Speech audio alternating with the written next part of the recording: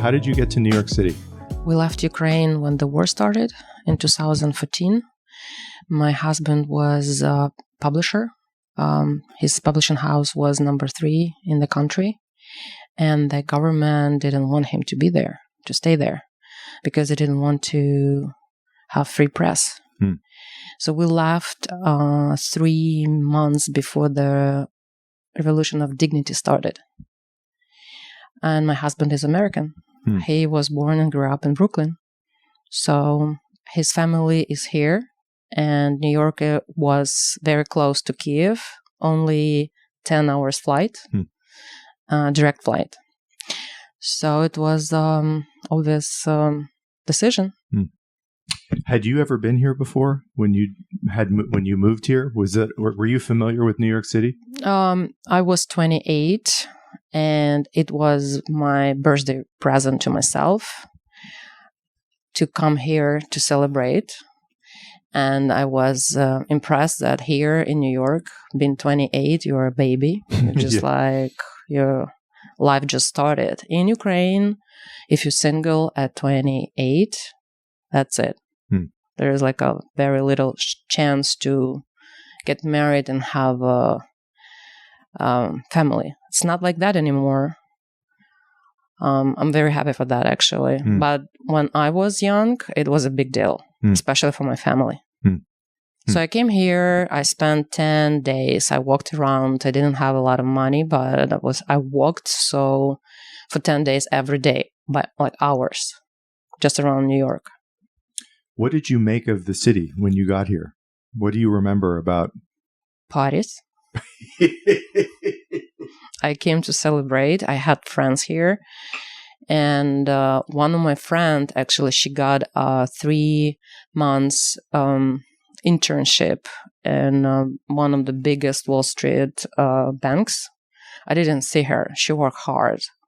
So I was mostly by myself, and I was impressed, especially summer, July, New York. I ate hot dogs to save money, and drinks were like $15 each, which is now like not, that's good price, right? Cheap, but that time it was like crazy, especially for me coming from Ukraine. I'd love to talk about the situation that led to you coming here in the first place. You said your husband is a publisher? Yes. Was he formally told to leave the country? How did he know it was time to leave? Yes, he was told to leave the country. Who came and told him that? The government.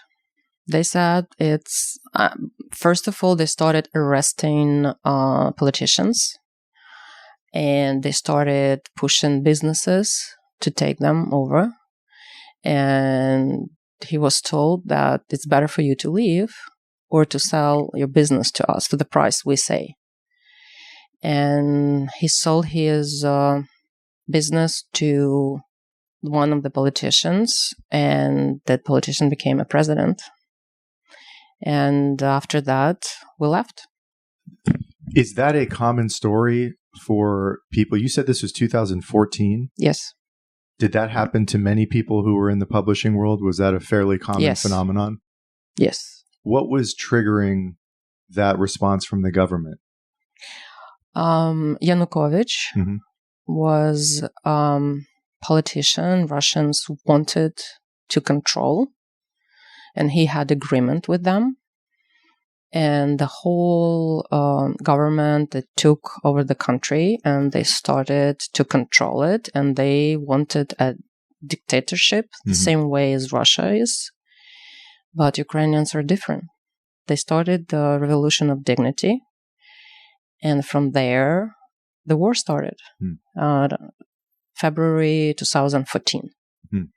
Meanwhile, you start a new life here in New York. I did. Were you expecting at that time that New York was going to now be your permanent long-term home? Yes. I am a proud American. I love America very much. Always liked this country. And it was absolutely natural to me. The one thing, I didn't speak English. Like, very bad. I grew up in Soviet Union. English wasn't a popular language. So then when I was in college, officially I had English as a language, as a course, but they didn't find a teacher because there were no English, not enough teachers for all colleges and schools. French and German were like popular, but not English. So I knew something. Very like, I'm from Ukraine. Hi, my name is Olga. London is the capital of Great Britain. That's it. Actually, that's it. So when I came, I started, and I never learned it. Like people like sit down, learn rules, how to read, how to write. I just copied. I listened. I turned all my gadgets into English. And videos, movies, talk to people. You said you're a proud American. I am. You love this country. Yeah, I do. What do you love about it? Possibilities, freedom, comfort. It's cool people, like a lot of cool people, and you can meet them like everywhere. I love to travel. I love diners. And there's like, we have summer house in New Jersey. Huge difference between New York and New Jersey. It's like two different lives. I love it. Simple. You talk to people. You can talk to random people in the general store. I love general stores. Really, we don't have general stores in Ukraine. Things like this. Yeah. I know it was a while ago. This is 12 years ago, I guess, that you came here initially. What do you remember, if anything, about the major cultural differences? You mentioned the marriage age for women, the 28 being... Ukraine is more old school. I grew up in a village, so my grandma, she covered her hair. And she was like, always looked serious, strict, and like modest. People don't smile. They don't smile to strangers. If you smile to strangers, you're like cuckoo, like something is wrong with you. Really. Here, people smile all the time. Then the big challenge for me when I moved, like to understand that how are you means like nothing. It's just like, it's a what's greeting. up? Like, greeting. It's not like they really ask me. Because in Ukraine, if people ask you, how are you? It's the start of a conversation. And usually like deep conversation, like what is really going on with you. People would never ask you like, how are you? If you don't want to hear. I feel more relaxed here, more safe. You were saying that, and I've heard this, I've never been to Ukraine or to Russia, but I've met enough people from that part of the world to know the smiling differences between America and that part of the world. What do you make of that difference, of the lack of smiliness or positive expressions to strangers? How would you explain why Ukrainian culture and Russian culture are so much more reserved emotionally? Because they survive. Every day they try to survive. Like if we talk about Soviet Union, there is no question, right? Like it was closed country. When I was little, my parents were like, "Don't talk, be quiet, stay quiet." Like think what people think about you. Follow the rules. Rules are important. And when you grow up in this paradigm, it's hard to change. Then no money. Then like Ukraine became independent, and actually it's changed the way our family lived. We had more possibilities. I had more possibilities. I moved to Kyiv. I was 16. I graduated from Institute of Journalism. I met like a lot of cool people who were more open. Who chose what to do, because I was told when I was little, you don't have a choice. You just follow the rules. You finish the school, then you go to college, and you get married, then you have kids, then you have a job, and you have to work till you retire. No other scenario. And I moved to Kyiv. I was 16. I started working in advertising business. It was my dream as a PR manager, then as a media manager, and it was Saatchi and Saatchi. And it's changed my mindset. I started, and was it possible to travel? You don't leave the country. Yeah. And as a single girl, till the first time I was on a plane, I was 22. I never left the country before. This is why you're serious. You have to be serious to survive, like a day by day, because you expect like people are tough. They try to raise money, raise their kids. They don't have a stable future, and you have to adapt every day to go through life. That makes sense. You said you were born into the Soviet Union. Did you have an impression of the United States before you spent time here that contrasted with what it sounds like has been a generally positive experience for you?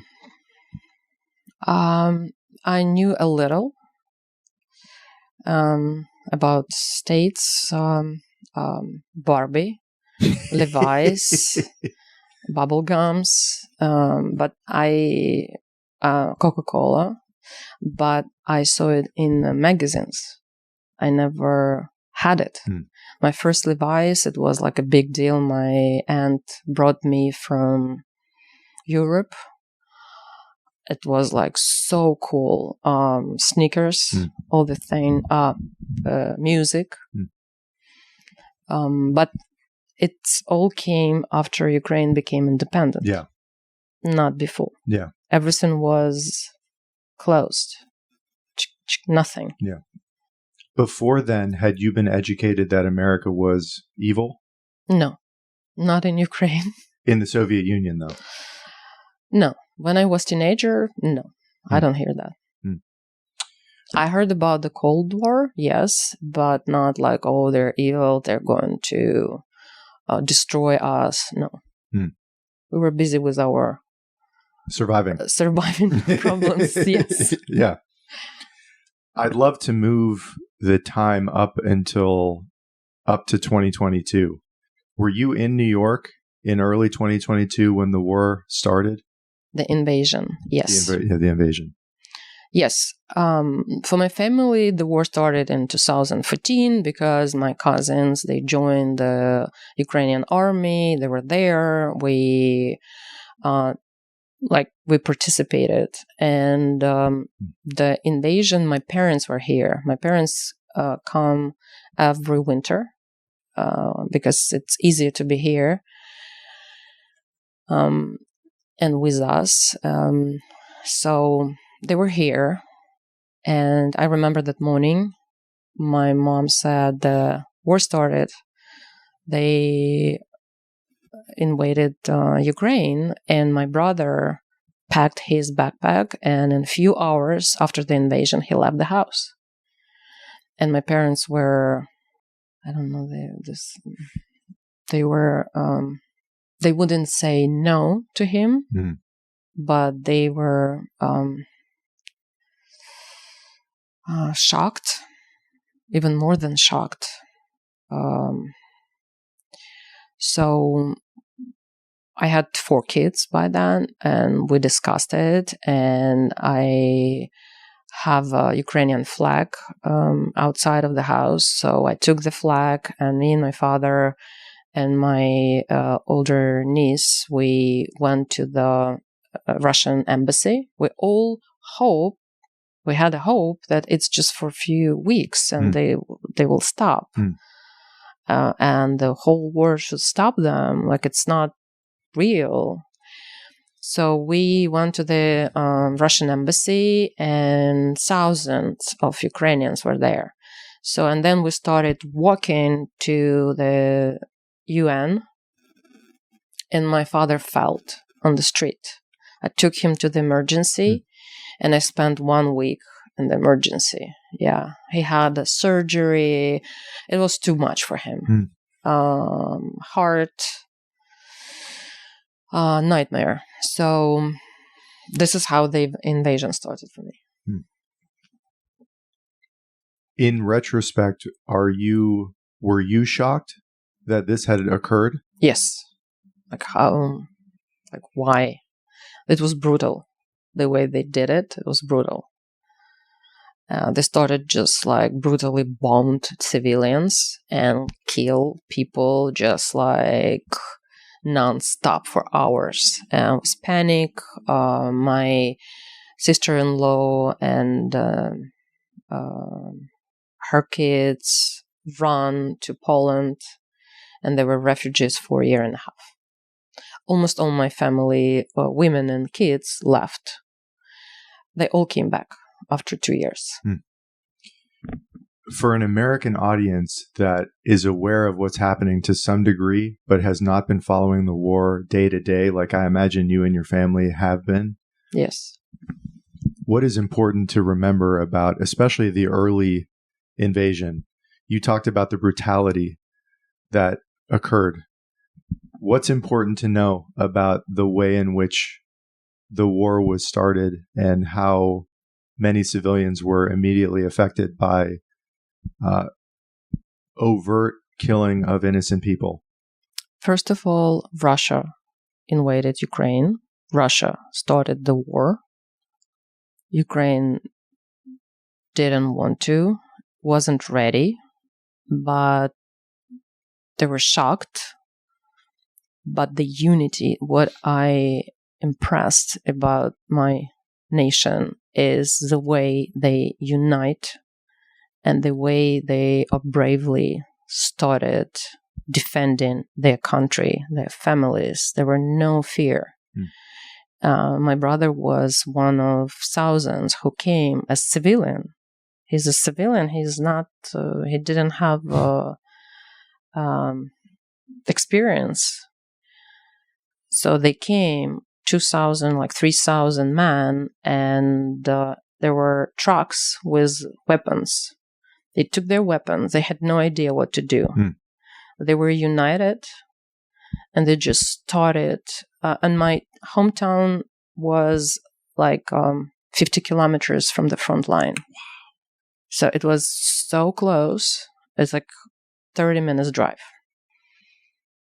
And everybody were shocked because they're just throwing bombs on buildings, houses, people. They didn't care and still don't. But Ukrainians started going online, trying to talk to them. Stop, please stop. We were friends. We were neighbors, trying to send them a message, but nothing. I think this was the second shock when Ukrainians realized that there are nobody to talk with. And after a few months, Ukrainians stopped trying to talk to them and concentrated on defense. And for more than 4 years, Ukraine's been defending and fighting for sovereignty and exist. In the early days of the war, did you expect Kyiv to fall? Did you think the Russians would win quickly? No. I was in the hospital next to my father, watching news, reading news, didn't sleep because they had no idea what to do with him. And the only one thing they were telling me, he's not dying, because he was covered with blood, it was coming from his nose. And she was she ran in, it was 2 a.m. and she was I have nobody to assist. You are going to assist. And she's get ready. And I'm okay. She's it's just you here. And we started putting tube in his nose, and I was holding his head. And then I realized, okay, I'm doing it, and I'm actually concentrating only on how to help my father and not about oh my God, what is going on? It's too much. And then he finally fell asleep, and I continued watching, but I don't know why. I had a feeling, I knew that there is no way Kyiv will fall and Ukraine will be a part of Russia. What was your father diagnosed with? Tumor. A tumor in his brain? No, it's his gut. Yeah, not cancer.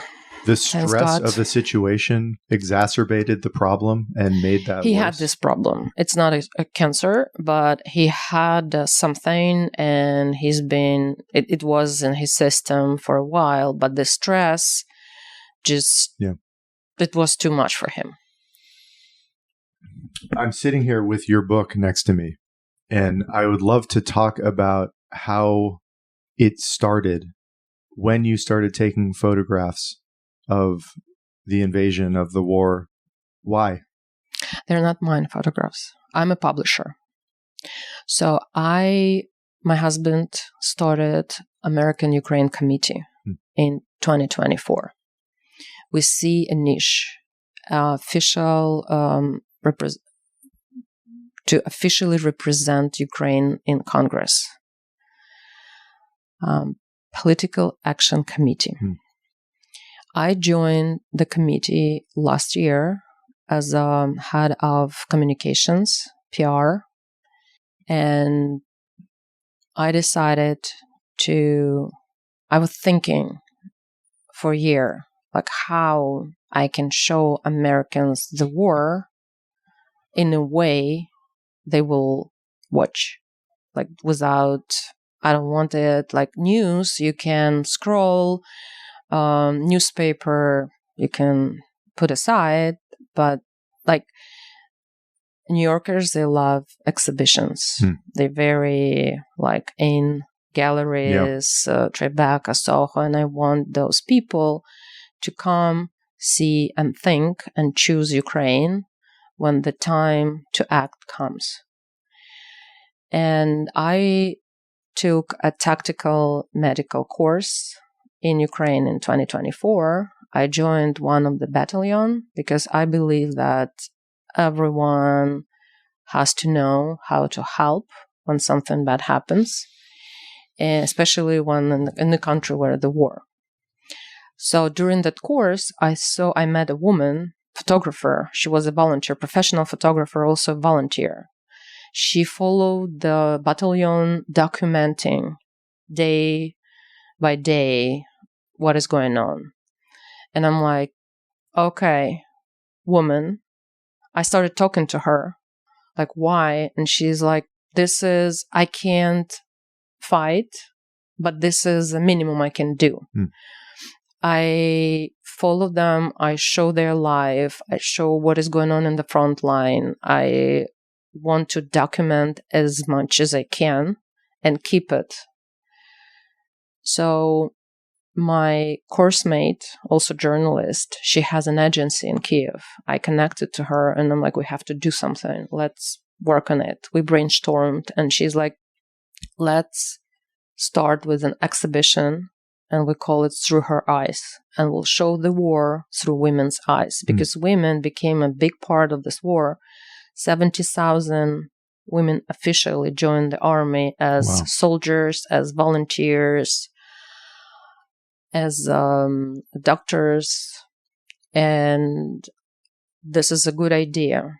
And from the exhibition, we decided to put it in an album so I can give it to American and start a conversation, like I started it with you. Yeah. Then I was thinking, just the presentation in New York is not enough. What about an exhibition? I found a gallery in Tribeca, and during the months of the exhibition, we did 8 events with different organizations, American organizations, Ukrainian organizations. We talked about drones, we talked about women in war, we talked about women who were abused or like something happened. There are like different conversation around this topic. Women and the war and challenges what women face. Something like that. I'd love to talk to you about why you think this war happened in the first place. And I'm sure you've spent a lot of time asking yourself why anyone would inflict such violence on innocent people in 2026, in 2022. How would you explain to an American audience, to someone who is not, again, following the war on a day-to-day basis, why Russia would do this, why Putin would do this? He was sending very clear messages from the day he became a president. He thinks that Soviet Union collapse is the biggest tragedy. Yeah. And he was very clear. If you watch his interviews or press conference, he believes that this is his mission to bring the Soviet Union back. And it doesn't matter how. And he started right after 1991, when Ukraine became independent. In that time, he tried through the government, trying to control the government, trying to put his people there, spies, politicians, and controls through them. And it was for some time okay. But then Ukraine moved the direction and started lean to Europe more than to Russia. Ukrainians love freedom. They love to decide what they want to do. Ukraine is a democratic country, so they choose. They choose their government. They choose their politicians. They love to control. They're very active in political life. Everyone are experts. They know. So, and they said no way. This is not what. After 10 years of this new life, freedom, they finally, we have our country. We can rule it and control the way we want. And then they realized that Russians realized okay, we can't control, so we can take a part of Ukraine and control through the part of Ukraine. So they occupied Crimea in 2014. Yeah. Then Donbass. But it wasn't enough. They tried to do in Odessa, other cities, but Ukrainians started fighting very actively. So it was just question of time. They want all Ukraine. They want to control and have Ukrainians as slaves. This is very simple for them. But Ukrainians fight back better and better and better. They're strong. They will never, ever give up. I'd love to talk about the women in the book. Okay. What do they represent? What have you learned through their eyes about the women who are profiled in your book? What do they have to share? The hope. When you look, there are a lot of books, photo books, exhibitions. They're all mostly made by men, about soldiers and everything. So I wanted to show how women see the war. And their pictures are more life than military action or dead people or brutality of the war. There are more details only women can see. One of my favorite pictures is the vase with dry flowers. So Ukrainian army came to the village, and village was occupied. And you can see the family left the house, and the vase is still there, those dry flowers, and they were alive 2 weeks ago. And the way she pictured it, you see the whole story. You see how that family packed, how they left. They left and they had their house, their lives, like everything. But their house looks like they left right now. But those dry flowers show that no, it was like 3 weeks ago. So they see details which shows stories, people's stories. And they give you hope that there is a life after the war.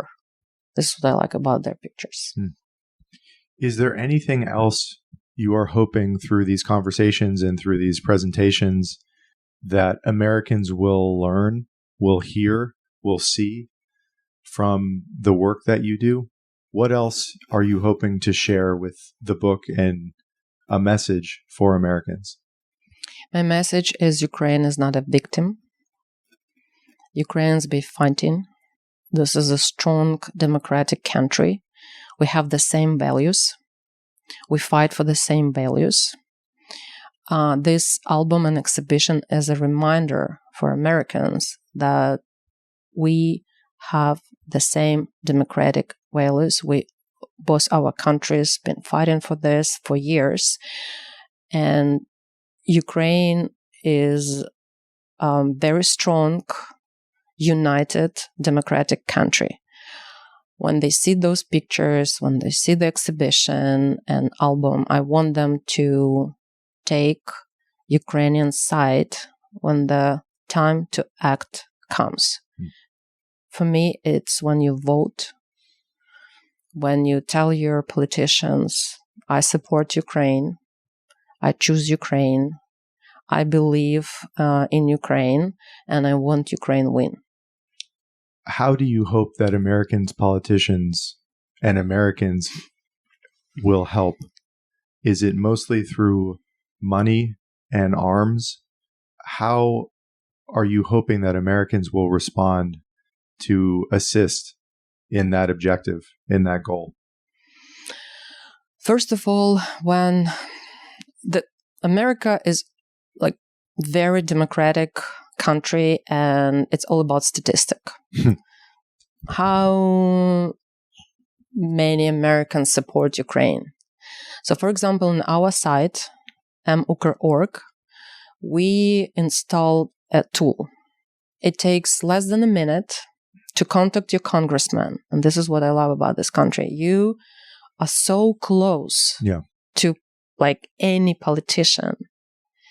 You can talk to them. You can send a message to them, and you can be sure that they will hear the message. This is amazing. Yeah. This is one of the things I love about America. And so it takes less a minute. You contact your congressman. It's all automatic. Like even the letter we write for you. You just like click, click, click, and the office takes the message.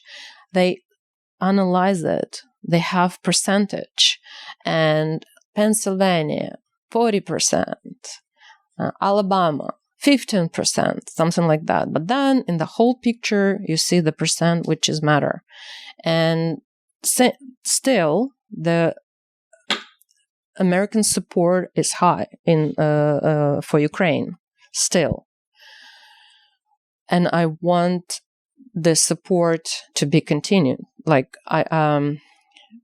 what I want that America politicians, Congress will vote for bills which will make Ukraine strong. We need weapons and we buy them. America don't give weapons anymore for free.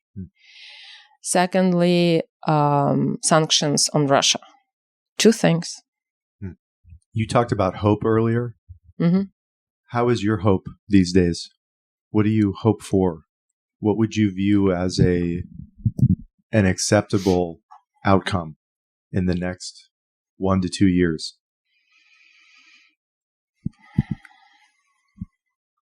I hope that the active phase of this war stop, but it doesn't mean for my country that it will stop forever and Russians will never ever try to do it again. I hope that Ukrainians will understand and accept that fact that our neighbor is not our friend anymore. And there are a lot of work in the future to stay united, to build the strong country, to educate our kids and support our country, support our culture, and show other countries that Ukraine knows how to follow the direction Ukraine chose to become a strong democratic country. Are you optimistic? Oh, yeah, I am. I have to. I have 6 kids to take care of. I don't have a choice. You talked about the exhibitions that you've had in New York, and maybe this is my final question for you. Are there more coming? Are there opportunities for people who live in this city to come and see your work, to talk to you? What's your plan for the rest of the year related to this work? So my plan maximum is to do the exhibition in Kyiv. We are doing a big presentation in July. I am going to Kyiv. I'm going to do the presentation. I will open the exhibition. And after that, my dream is to do it in Washington, D.C. In October. We started working on that. And I think it's important. And this is my plan maximum. I think 3 exhibitions in a year, it's pretty... It's enough. It's enough, yeah. Good enough. And then only album. I will concentrate on the album to promote, to work with bookstores, to maybe I don't know. I don't have a format how I'm going to do it, but after the exhibition in Washington, it will be mostly album. Thank you so much for doing this. Thank you for inviting me.